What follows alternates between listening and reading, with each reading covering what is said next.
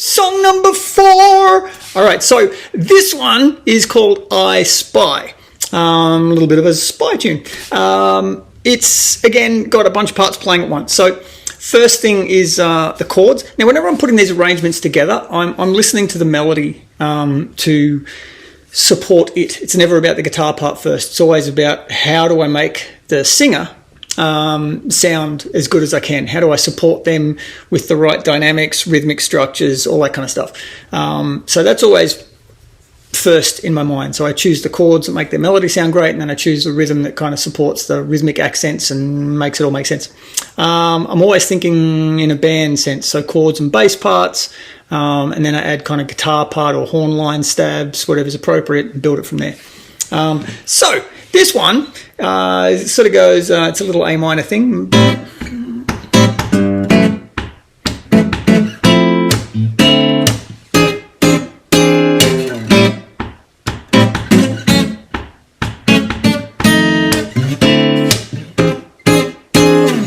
That's the verse, right? Essentially, it's like A minor to D over F sharp to F7, D, add 9, I suppose, or D9, but no third, and then E7 sharp 5 for those who care.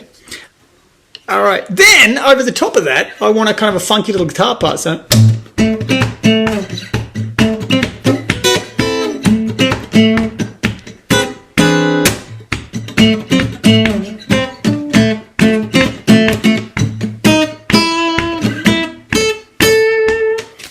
Something like that.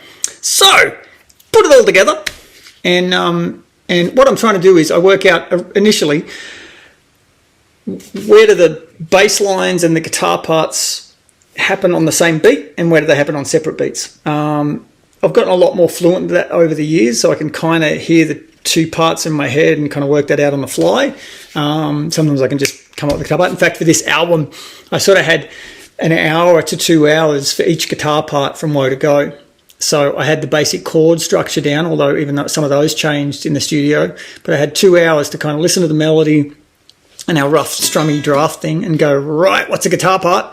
And then hit record and get it all down within that 1 to 2 hour bracket. So it was pretty on the fly and pretty quick. That's kind of a fun way to work. Can't think too much.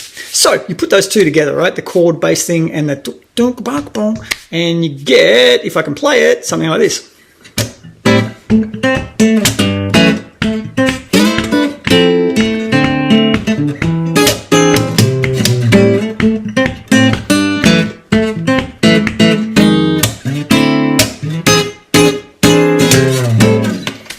That sort of vibe, right? Yes. So from there, there's a chorus. So again, I'm trying to keep the verse sounding tighter and smaller so that the chorus can get launched into. And there's nothing like a good strum to get the chorus to sound big, right? So in the chorus, similar chord pattern, but I'm going...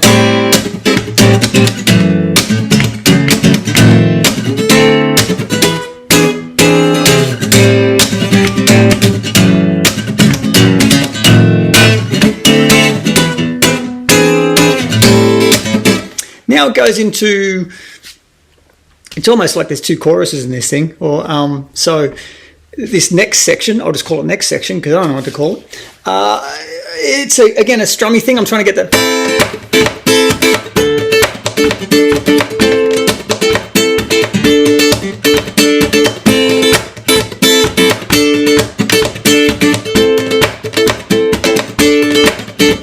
Right, and over the top of that.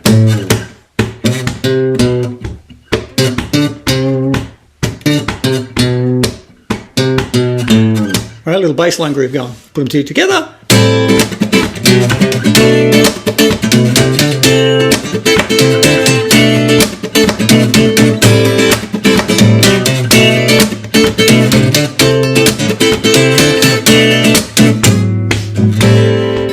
Right, then it goes into a little finger picking thing, same chord progression, and I'm trying to keep this A note up the top as I was in that guitar strummy bit, right?